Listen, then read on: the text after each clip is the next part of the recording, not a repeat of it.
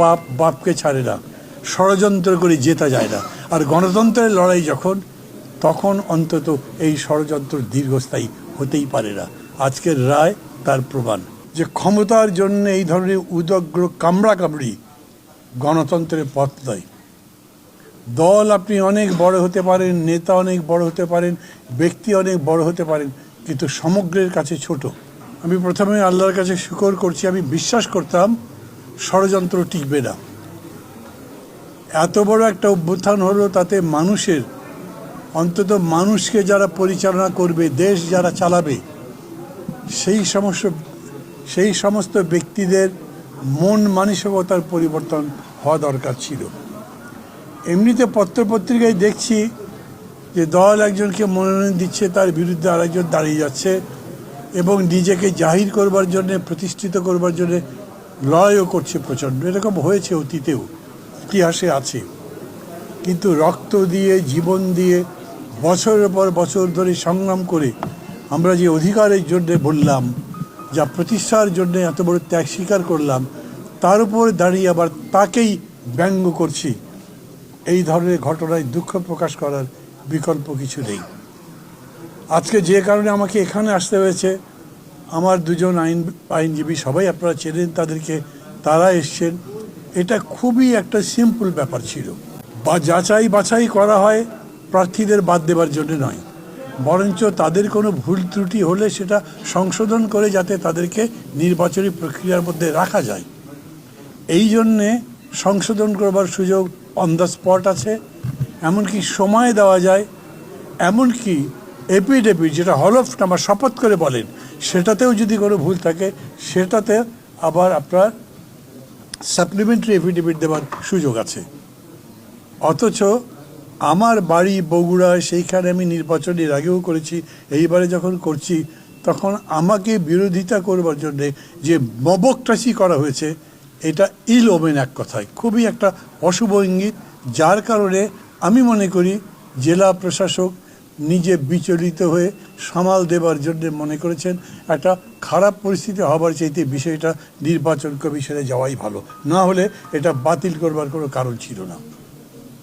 এর আগে আমি এরকম করে বলিনি, কারণ সত্যায়িত হোক তারপরে বলাই উচিত মনে করেছি। আমি চাইব আপনাদের মাধ্যমে দেশবাসী এটা জানুক যে ক্ষমতার জন্য এই ধরনের উদগ্র কামড়াকামড়ি গণতন্ত্রের পথ নয়। দল আপনি অনেক বড় হতে পারেন, নেতা অনেক বড় হতে পারেন, ব্যক্তি অনেক বড় হতে পারেন, কিন্তু সমগ্রের কাছে ছোট। সেই মানসিকতা না থাকলে গণতন্ত্র হবে না। আজকের দিনে আমি আমার দুই আইনজীবীকে যেরকম আমার কৃতজ্ঞতা জানাচ্ছি, সাথে সাথে আমার সংগঠনের নেতাকর্মী যারা আছেন তাদেরকে কৃতজ্ঞতা জানাচ্ছি। আর কৃতজ্ঞতা জানাচ্ছি আপনাদেরকে, কিছু কিছু মিডিয়া যারা সেরকম করে প্রতিষ্ঠিত নয়, তারা লোভে পড়ে অর্থ, অন্যান্য উৎকোচের মধ্যে এত অন্যায় রিপোর্ট করেছেন যেগুলোর প্রতিবাদ না করে পারা যায় না। আমি ব্যাংকের কাছে ঋণী ছিলাম, আমি ব্যবসা করছি, থাকতেই পারি। আমি ব্যবসা নিজে করতে পারি বা না পারি সেটা কথা আমার নামে আছে, আমাকে স্বীকার করতে হবে। কিন্তু আমি খেলাপি হয়ে গেছি, অতএব আমার কাছে নোটিশ পাঠানো হয়েছে, যেটা একেবারে মিথ্যা একটা নোটিশ একটা ব্যাংকের ম্যানেজারকে দিয়ে করানো হয়েছিল। এবং কী প্রক্রিয়া করা হয়েছিল সেটা আবার যে ব্যাংক বগুড়ার বড়গোলায় ইসলামী ব্যাংকের ব্রাঞ্চে যোগাযোগ করলে জানবেন। সেই ম্যানেজার ওই চিঠি পাওয়ার পরে আমি হেড অফিস যখন গিয়ে বলেছি, যেখানে আপনাদের হেড অফিসে আমার এটা রিশিডিউল করা আলোচনা চলছে, তখন এই চিঠি কিভাবে আসে?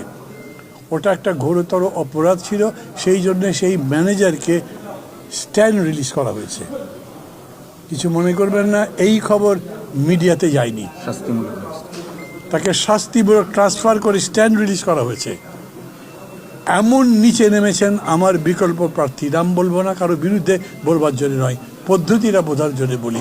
রাজনীতিক প্রতিযোগিতা আছে, ভোট যখন প্রতিযোগিতা তো বটেই, কে হারবে কে জিতবে, হারাজদারই তো লড়াই। কিন্তু সেই হারা মানে এই নয় যে আপনি কোমরের নিচে বাড়ি দিয়ে তাকে ফেলে দেবেন। এটার নাম গণতন্ত্র নয়, অন্য কিছু নয়। আজকে এই সময় কথাগুলো এই জন্যই বলছি, এতদিন এরকম করে বলিনি কারো কাছে আক্রমণ করবার জন্য নয়, এই অভিজ্ঞতা থেকে শেখার জন্যে। পাপ বাপকে ছাড়ে না, ষড়যন্ত্র করে জেতা যায় না। আর গণতন্ত্রের লড়াই যখন, তখন অন্তত এই ষড়যন্ত্র দীর্ঘস্থায়ী হতেই পারে না। আজকের রায় তার প্রমাণ। আমি মনে করি নির্বাচন কমিশন বিজ্ঞতার পরিচয় দিয়েছেন। নির্বাচন কমিশন 2 দিনে যাই করেছেন, আমি মনে করি তার মধ্যেই ইনক্লুসিভনেস আছে। যখন আপনি অন্তর্ভুক্তিমূলক রাজনীতির কথা বলছেন, তখন যেন তেন প্রকারে বাদ দেবার কোনো আইডিয়া অবশ্যই আমাদেরকে বাদ দিতে হবে। যারা মনে করছেন প্রতিপক্ষকে বাদ দেবার মধ্যে দিয়েই আমরা কেবল বিজয় অর্জন করতে পারি, তারা গণতন্ত্রের পথ রুদ্ধ করবার চেষ্টা করছেন। সবাই শিখুন, আজকে সবাই শিখুন আরও বেশি করে ভবিষ্যৎটা গড়বার জন্যে। এত বড় সংগ্রামের মধ্যে দিয়ে যে নতুন বাংলাদেশ গড়ে তোলবার প্রত্যয় বাংলাদেশের মানুষ উচ্চারণ করেছিল, সেই প্রত্যয়ের পক্ষে থাকবার জন্যে, সেই প্রত্যয়কে বাস্তবে রূপ দেওয়ার জন্যে আমরা সবাই মিলে কাজ করি। আপনাদের সবাইকে ধন্যবাদ।